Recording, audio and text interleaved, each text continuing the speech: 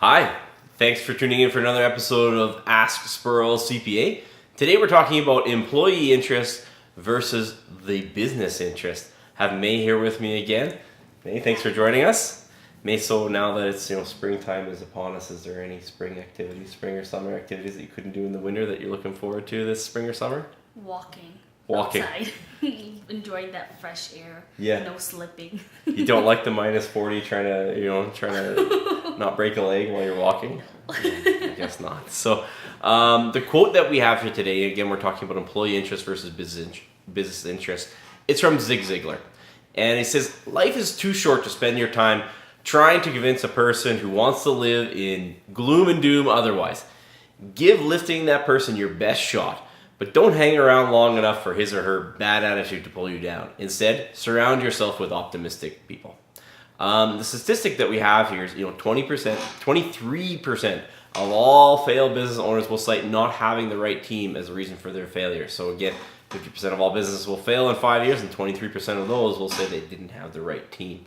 It's one of the top 3 reasons. And the story that we have here is business owners, they're either completely in the dark regarding the personal circumstances of their employees and how it affects their performance at work, or they're completely consumed by it and they're trying to become professional counselors instead of whatever business that they were trying to run. So May, what are the questions that you think these business owners should be asking so they can navigate those waters effectively? They should be asking, are employers often guilty of failing to realize employees have different priorities? Yeah, 100%. So the business owner comes in with specific objectives. They're trying to grow the business. They're trying to do this advertising initiative. They're trying to increase the quality control in this area. But they forget sometimes that the employees might not be as consumed with that task, and certainly not as consumed with the particular task that's of interest to the employer at any given time.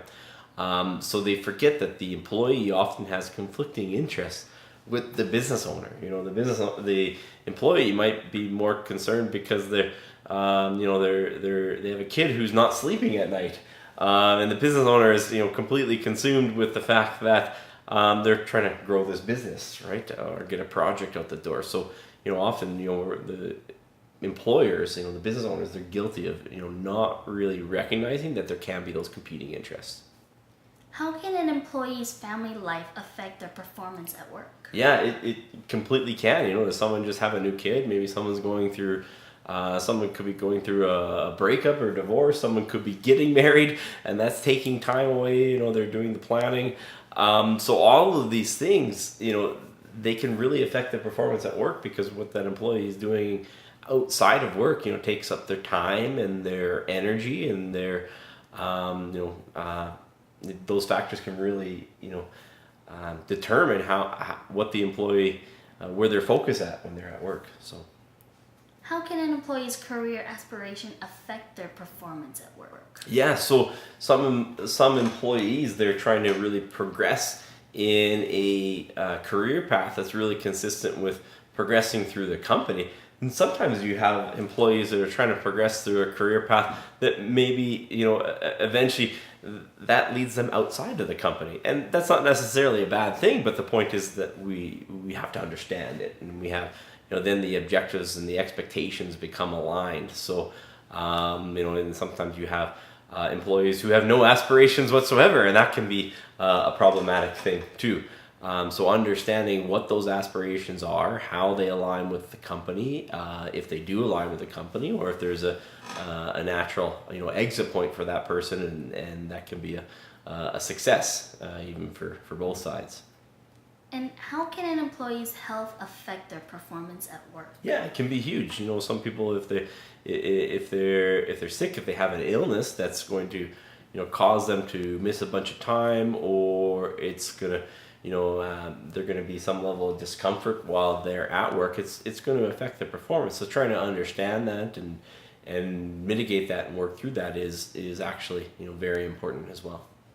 How can employees to buy into the mission help them during tough times? Yeah, so it's one thing when you have an employee who just wants to come in and earn a paycheck. The problem with those types of employees, they just want to come in and earn a paycheck, they tend to be, their success tends to relate on when their life is good.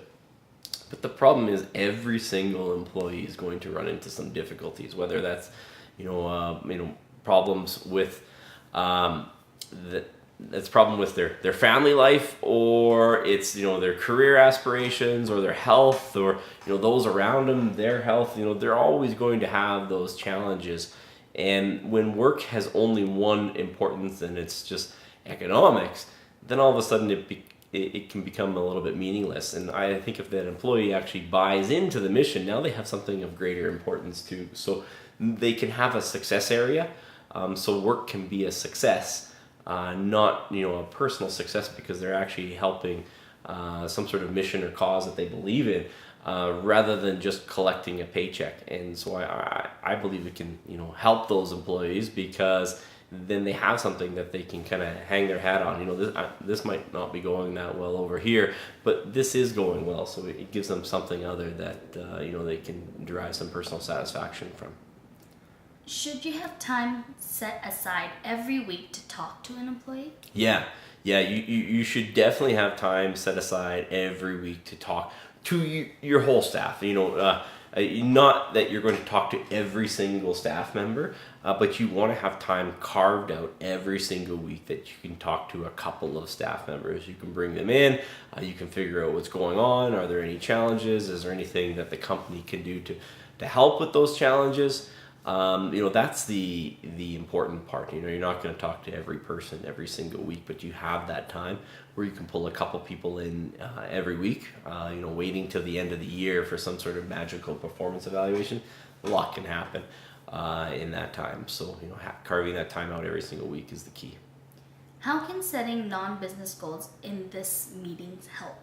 Some people just need that push. They need to actually see it. An actual goal that's set, and it's usually not a goal that the employer is setting. A lot of times the employee knows what the goal is. They know their fitness is affecting their performance at work, and the goal is they just need to get to the gym 3 times a week. And it's not always a goal that that's super sophisticated. A lot of times the employee knows what the answer is, and you're just kind of pointing out that is the answer, and we're going to document it. And should you write these goals down? I would, yeah. I think any goal, if you want to achieve that goal, you want to write it down, and that's a lot of things. People won't do it on their own. They know what the problem is. They even know what the answer is. But just so making them go through the simple step of write it down in a place, their level of execution statistically just goes up as soon as you write it down. So if you're trying to help them by bringing them into this meeting, find out what it is, find out what they think that they can do, that find out what can be done to, assist with this challenge, and, write it down, and that's going to increase everybody's, chance for a positive outcome. Is this a good time to encourage outside resources? Yeah, because a lot of the times people have challenges that, us as employers, we have no idea. They need a professional psychologist, or they need a dietitian, or a fitness trainer, or a particular doctor. We can't be that resource for them, but we can encourage and find out what we have in the benefit plan and what we know is available out there, and point them in the right direction. That can be one of the keys is encourage use of those outside resources. Some people just need a little bit of an encouragement. They probably know what needs to get done already, but just that little bit of encouragement will get them moving in the right direction. And what happens when the employee's issues start taking up more of your time? Yeah, so then you get these some people who they always have issues, and these issues begin to encroach upon the time that you didn't have set aside to deal with employees. These are the times you had set aside to deal with the project work, or working on the processes of the business, or working on the marketing of the business, or doing the sales calls for the business.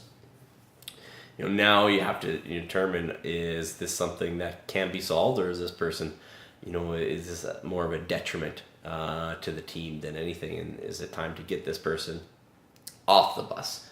So you have that time available to try to get them going in the right direction, but at the same time, you cannot become their professional counselor either. You have a business to run, and you have more than one employees, and that's just not going to work. And do successful people spend time with high drama people?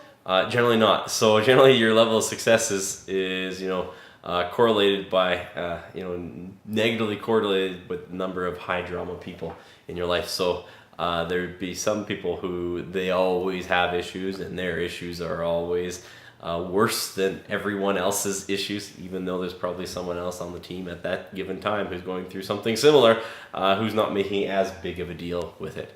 So everyone is going to have issues. That's just part of life.